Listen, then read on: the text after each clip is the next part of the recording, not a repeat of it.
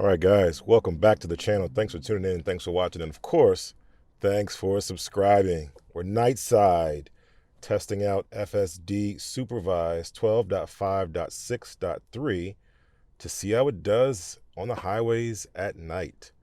Okay, so we've got a hardware 4 car here, testing this out, trying to see what it can do. Blew us away the first time we did it during the daylight, even in the sort of glaring sun conditions. So we're just going to see what it does at nighttime. I have not really driven that much at night. It's done pretty well, but I'm always skeptical about what it can see versus what it can't see and how it behaves when things are not very well lit. So let's just see what it does. I'll pull onto this main road and then I'll engage from here. And we will go, just because that bump is a little bit deep. But let's just activate right here and take it for a whirl. There we go, activated.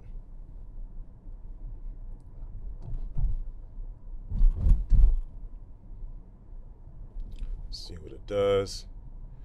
I know a lot of you guys in the comments are leaving your experiences, but I can't stress enough, you gotta say where you are. You gotta shout out. Some of you guys are doing it, some guys are not. Just put where you are. Like, hey, it performed poorly for me on hardware 3 or hardware 4, and I'm in, Texas, or I'm in the West Coast or the East Coast, just to be able to understand where the commonalities are, right? Because some people might have it good in certain areas, and in that same area, somebody might be having it bad, but we wouldn't be able to tell unless you put the location. So if you just put where you are, shout it out, that'd be much appreciated. And that would also help us understand, everybody understand, hey, we're getting a lot of reports from the Northeast, or we're getting a lot of reports from down south or from the West Coast where it's not working so good on hardware 3, but it's working great on hardware 4 in those same areas. So definitely leave that if you can. Otherwise, let's see what happens. We got about a 30-minute drive here. I'll try to speed past some of the boring parts, but we're in here. Needs to be in the right lane. Good job. Not so courteous to that person, but I'm okay. Didn't seem like they wanted to move anyway. But great job. I'm going to be operating on the hurry mode, or hurry profile. And for those who are new to the channel, the profile details, the car details, how we have it configured is all going to be in the description down below. So check for it there. Taking its time. Going around nicely, a little bit slower than I would like, but okay. I'm okay with slow and careful versus fast and reckless. Needs to get in the right lane. I know a lot of people have been talking about the indecisiveness of the lanes. I have noticed some issues with lane selection on certain occasions. It's not very often. It's pretty rare, but it does happen. So definitely see that, especially on the highway, specifically when it needs to get in a certain lane, or even on a sort of multi-lane, high-speed local road. It'll may have some indecisiveness or may not understand where it needs to be. And on multi-lane local roads like this, if it's more than one lane and it's a turning lane, I see sometimes that it tries to go straight in the turning lane. We saw on the regression testing as well that it tried to go straight on a turning situation. So let's see if it tries to go. A pedestrian is here, so it can't go. It's going to stay put. Good job here. You guys can, maybe you can see it, maybe you can't. The yoke is in the way, but there was a pedestrian there. If I'm a person driving, I probably didn't see them, but the car did a good job of seeing them. But yeah, that's definitely still a little bit of an issue with being in the turning lane and trying to go straight. Something's off there. So Tesla AI, if you're listening, you might already know about it, but hopefully it'll be a quick fix. Look at that. It's trying to get the jump. It's getting the jump. Good job with the jump. Good job. It was out there, and it kind of just poised itself as it saw the light was changing. That's great. We'll love if we knew the countdown of the light when it was going to change. That'd be great too, just to set our expectations. All right, getting ready to enter the highway here. Had it on standard before. I'm more comfortable just casually driving like that. But for the purposes of the video, I'll put it on hurry and see what it does. Gonna be going to an urban area. Streets are gonna be kind of crazy. I will take over if there's something egregious. You see I'm on standard now. I'll bump up to hurry. Now we're in the hurry mode. left and right on the Model S and X specifically, because we don't get enough love, are going to allow you to be able to toggle through your modes, and then you can still use the scroll wheel to set the max speed. Right now it's going to be set to 85 on hurry. I can scroll up and down to be able to modulate that. If someone's hot on my heels, I'll see if it lets them go around me or if it stays the course. I'm doing 65 on the 55. They want to go way faster. Let's see what happens. Max is 80 on here. They're right on me.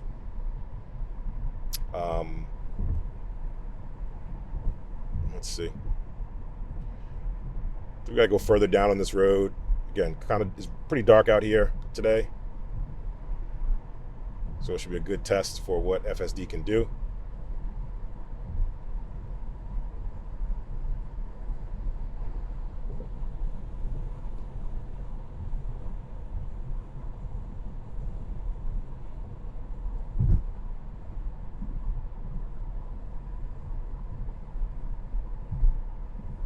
I didn't get a chance to check. I'm not sure if there's any passing lane etiquette features anymore still. Exit the passing lane, things like that. Cars are flying by. It's a Friday night. People are enjoying the night. I'll just say that. I'll force the lane change here just to get into the appropriate lane. No intervention, just me preferring to be in this lane. Let the people fly by me because they want to drive a little more spiritedly today. He's got his Mini. He wants to have fun. Have at it. Just be safe. And we're coming up to a lot of traffic coming up here. Interested to see how it handles this bumper to bumper. We need that bumper to bumper mode for sure.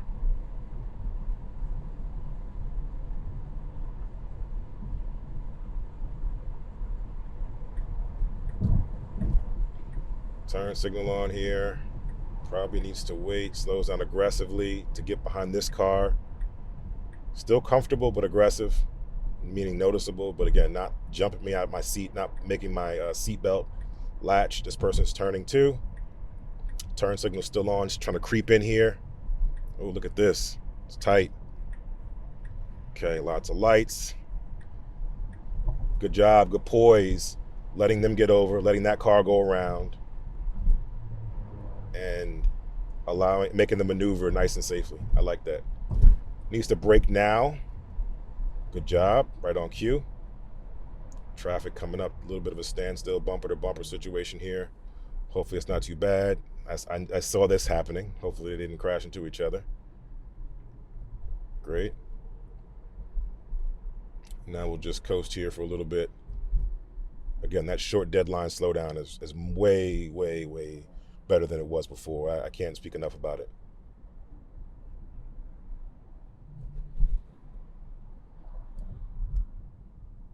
Way better. But so far so good at night, night conditions. The roads are well lit. The sky is pretty dark. Lots of bright lights. That's always an indication, as you see a little bit of the blooming and halo effect of the dirtiness of the camera in the rear creates those blooms there for us. So that's not the cleanest. So again, just how does that impact the housing of the cameras as they're all around? Does it provide it with less information? Can it not see? Does it have filters where it can sort of filter that out? All things to consider. Again, just how clean do your cameras have to be kept in order to maintain optimal performance for your, self-driving car?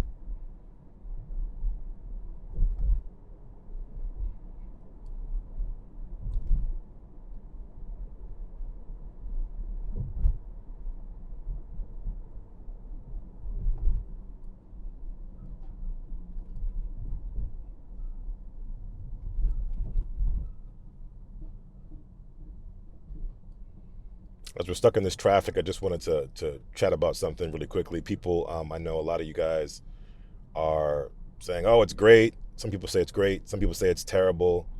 At the end of the day, there's only been a short window, I would say a few months, not even a year, of this version 12. The breakthrough of version 12 has been, has not been long. And they've made tremendous progress in the time that they've had to make progress. And see this big gap here is what I'm talking about, bumper to bumper mode. But they've had a lot of time, a great amount of progress in a short amount of time to make progress to where they are right now, which is amazing. Nothing short of incredible. Can't sing their praises enough. So whether it's working flawlessly or not, the amount of progress from version 11 to now, which again was only in a matter of months, is staggering. We went from a wheel nag or a yoke nag, having your hand on the wheel, to not having your hand on the wheel, to very sensitive eye tracking, to having regular and more forgiving eye tracking. And now you're in a supervised mode where you just need to have your eyes paying attention to the action and your hands can be doing whatever. And it's doing all the work for you. No foot on the pedal, no interval, things like that. Full self-driving may be degraded. This is a good information to know. Don't know why that happened. A lot of light glare, as you see from the cameras. Not sure what's happening here. Still working, still operating the way I expected to, but I did pop that message up. So it could be something with the glare and the cleanliness of the car or lack thereof. Interested to see how it all plays out. But yeah, great work in short order. Shout out to the Tesla AI team. Shout out to their leadership. You know who you are, my friend. For pushing them and help driving them in this time when I know the the ultimate leader was preoccupied. So great job.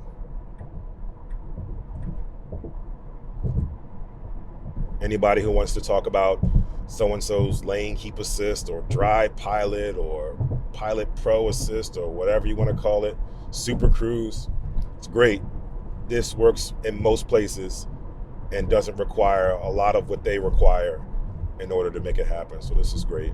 And it just keeps getting better over time. Can't say the same with them. And if we can, it's not in the same time frame. This gets better in a matter of weeks, maybe a month or two, depending on your build and your location. Theirs takes a long time because that's not their core competency. Their core competency is building cars. They outsource their software to somewhere else. This is a vertically integrated AI software company, and getting into hardware too, that can build everything vertically, which is great. And the proof is there. This is the way it should be done. This is the way that everybody will continue to mimic the model of what Tesla's doing. Good speed offset, 63 and a 50 for the hurry mode, I should say. Standard will probably come down a little bit. But again, just keeping up with the flow of traffic. Everybody else is moving the same general speed, so this is great. As we get off this highway and go to an interchange to a different 2-lane highway, the road is going to get pretty ugly. And if I spot something pothole-wise, I will take over. I'm not concerned with the disengagement. I know it can go without me having to disengage. I'm just more concerned about the fact that it's not avoiding potholes at the moment. Nice smooth lane change here.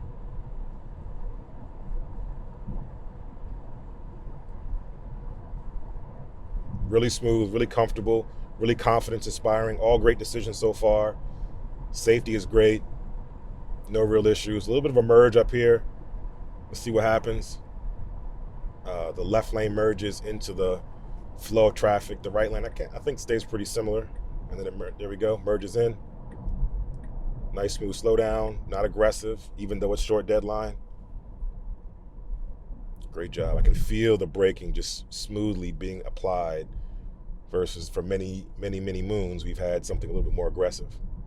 Needs to get over, car's there. There's an opening, 2 lanes, has to get over. If it needs to go one more, it can do it. It just needs to use the accelerator. Signal's on, but it's not going for it. Decided to abandon that maneuver. I'm okay with that. Or maybe it was just making that turn signal just to get completely into the merge. I'm not sure. But no harm, no foul. All good. Got the construction icon there. Some kind of construction happening here.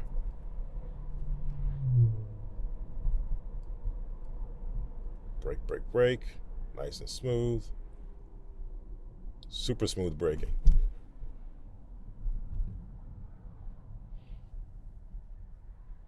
And on that point, let's talk about hardware 3 for a little bit. A lot of people are really dour about hardware 3. And I think what's happening is, this is my theory only, is that there is a process to optimize the code that they have now to run on the hardware 3 hardware, right? And I feel like they're focusing a lot of their resources on building out the best hardware 4 that they could build out. And I don't think that they're putting 100% effort on that optimization component of it. But when they are able to put 100% effort or more resources than they have now, I think it'll get a lot better and it'll iterate a lot faster. And maybe they'll get to the point where they can just do release simultaneously, create 2 different effectively branches for hardware 4 and hardware 3 and release them at the same time. But right now, for people concerned about the delay, the lag, they said as much. Elon said as much. The Tesla AI team said as much, that we're going to be lagging behind. They said it on the calls. So it's not a surprise. How much it's lagging behind, that's going to be the question. That's going to be based on how much resources how much resource they can apply to the optimization process and how they can get better at it over time. So hang in there. It will get better.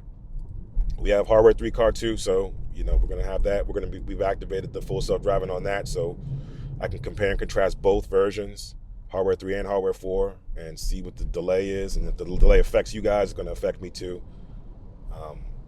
for the hardware 3 car. So no worries. We'll get there. And again, if they can't, then everybody gets hardware 4. It's a win-win situation.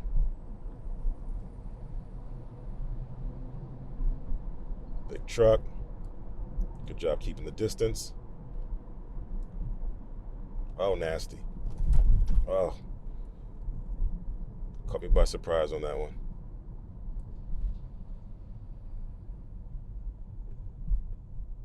Yeah, a lot of trucks run this road, so it becomes pretty bad over time.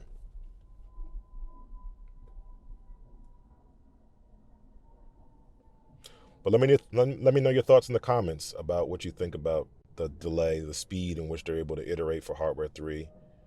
Do you feel like they're abandoned completely? Do you feel like I'm on the right track, that they're not devoting enough resources to get you guys up and running quicker?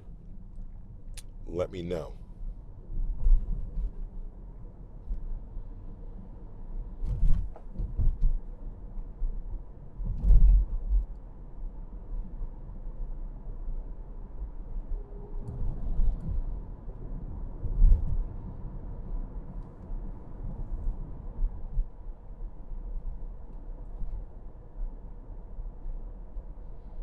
And this is a good use case. A lot of people say it's not usable. It's very usable right now. It's not perfect, but it's very usable for a lot of different use cases other than just a regular person who can drive and chooses not to drive. There's people with mobility issues. There's people with other handicaps that may prevent them from driving fully, but this becomes handy for them. There's times when people are fatigued and tired, driving their same route to and from work, and they want to just be able to relax. Super useful for those conditions right now. Or like this, a Friday night, and it's like, hey, I'm kind of tired. I'm just trying to go by this place and come back. I don't want to drive right now, especially if there's a lot of traffic. Maybe I want to just let the car do its thing. And it can very much do that, get me from point A to point B.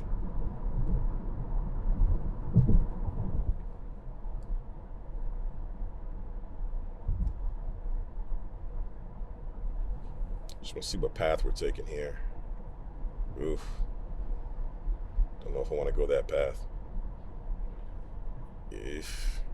All right. I guess I'll take it. I'll just go whatever the way the car is taking me. I mean, ultimately, we need unsupervised full self-driving so we can get rid of drunk drivers on Friday nights when they want to party hard and try to drive home. This could take that all away. And now you have a situation where you party hard, you jump in your car, and your car can take you back home safely, and there's no more drunk drivers. Well, almost. I'm sure some people who won't have the cars or technology or who want to just be reckless anyway will do something different.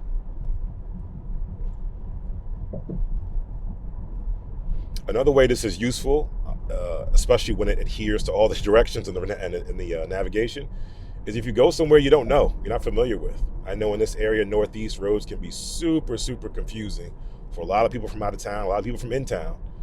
And if the car knows how to go a way that a person would have typically missed or messed up, that's a win. That's a win in my book. It can get you there quicker than you would yourself because it knows the way. So your car, in essence, becomes a local car, a local ride for everywhere, which is great. Don't jack my trademark slogan there, Tesla, without hollering at me.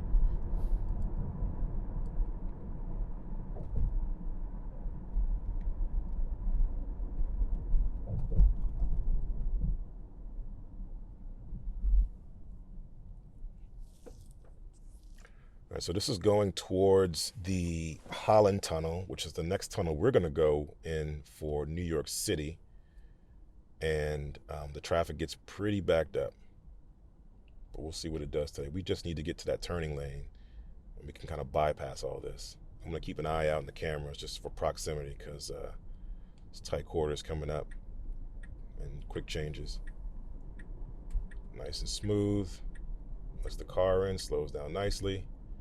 Here's where I get a little nervous just because there's a lot of debris on the ground. Trucks come through here. Curb is there. Oh, whew. Over the white line, but not the curb. I can appreciate that. Nice little maneuver. Come on, don't do the curb, please.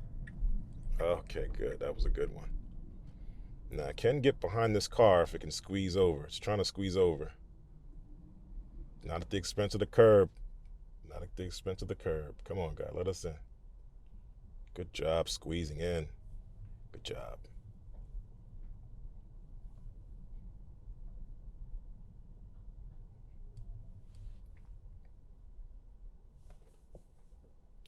Very good. Very good, I must say.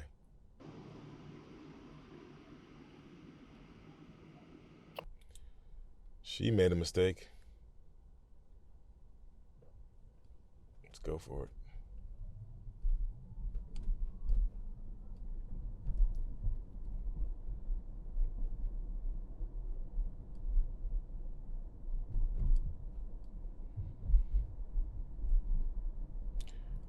Almost at our destination. Didn't seem like 30 minutes, probably because I'm running my mouth the whole time, but hopefully you guys enjoy the ride so far if you stuck with us. Car kind of peeking out there, goes around them nicely, slowly, carefully, methodically. Very good.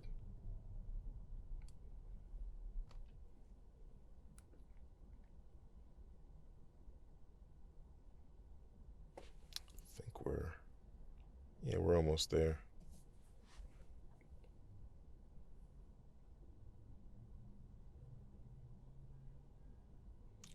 So we have to get to the left lane going up here to go straight and then bear to the right.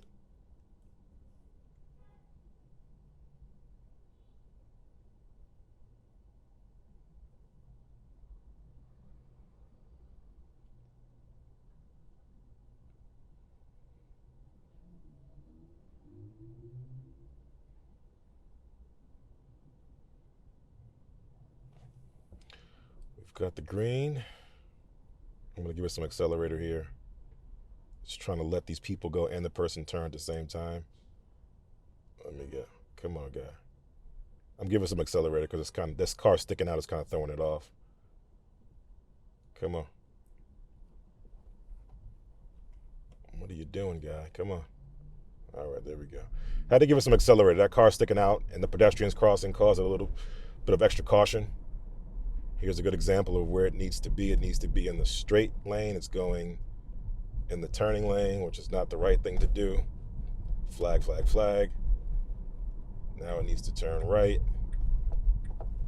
Big bumps here. Take your time. Squeeze in here. Tight streets. Let's go. This person's going the wrong way out of a one-way street. That's what threw it off too. Little bit of accelerator because it just, again, extra caution around scenarios it doesn't know how to handle or doesn't feel comfortable handling. So a little accelerator, a little confidence boost. I'm okay with that. Speed bump here. Can't miss this one. The signs are very, very active and visible at night. So shouldn't have a problem here. No occlusion by the sun or shadows or anything. Nice and slow. A little slower. This is a big one. There we go. Under 10 miles an hour. That's what we need to do for those big ones. Great job.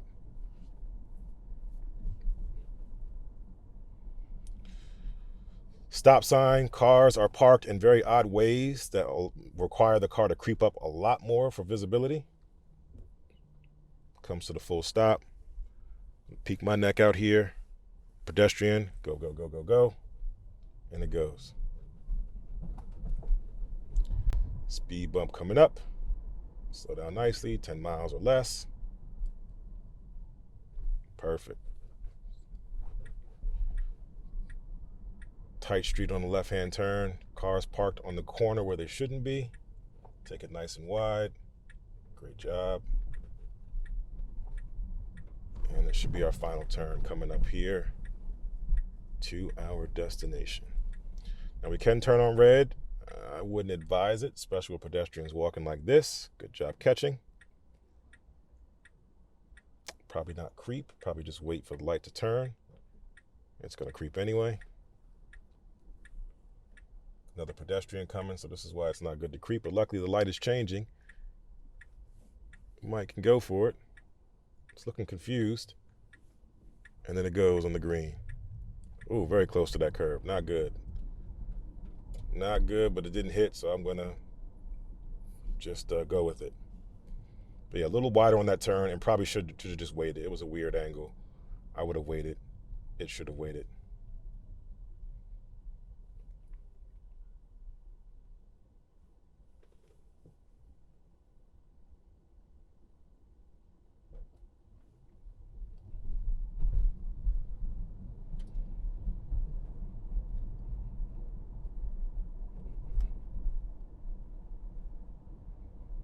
Couple more lights, then we have to make a left turn. Pretty busy, nothing terrible. If I'm just sitting here in the car, I'm super relaxed. Uber black all the way. Uber black.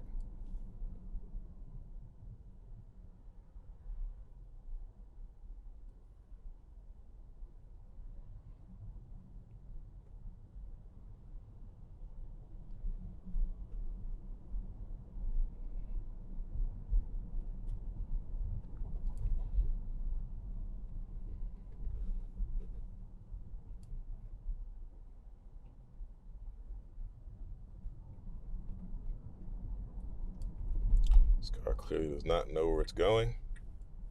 Me trying to get around it. It's going to stay put. Interesting to see how FSD in certain instances drives better than the drivers. That's why I have the scale that I have to compare it to real world drivers, a taxi cab, a student driver, Uber X, Uber Black, professional car service.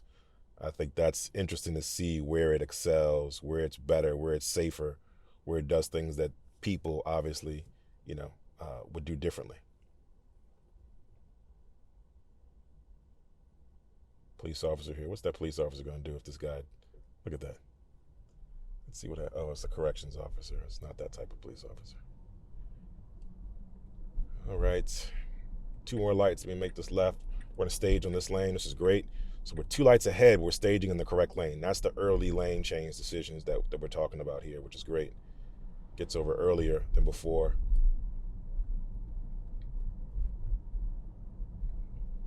And then we're going to make this left turn here if we can. And we'll be good to go. I'm going to disengage once we turn down here because I have to find parking.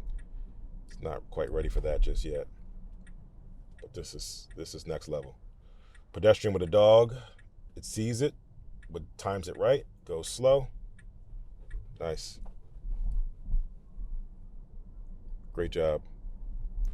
Great job. I'm going to Let it go to this last speed bump, and then I'm going to go ahead and take over just because I need to find some parking somewhere.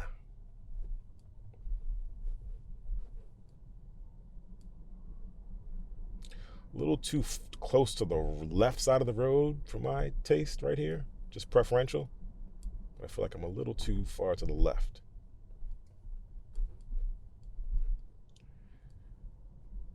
And I'm going to go straight because I'm going to find parking straight ahead, hopefully. I'll take over. Thank you, car. All right, guys, let me know what you thought in the comments about this drive. FSD Supervised 12.5.6.3.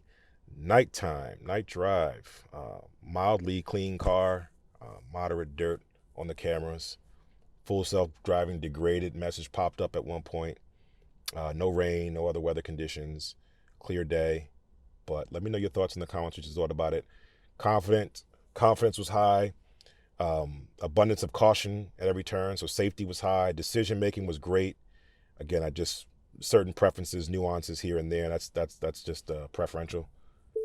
And you know, overall, it was a great drive, and I think I would give it a Uber Black again, consistently Uber Black, which is what I like to see. I'm gonna go ahead and pull over right here. So, guys, let me know your thoughts in the comments, and until the next time. Enjoy your day and enjoy your Tesla.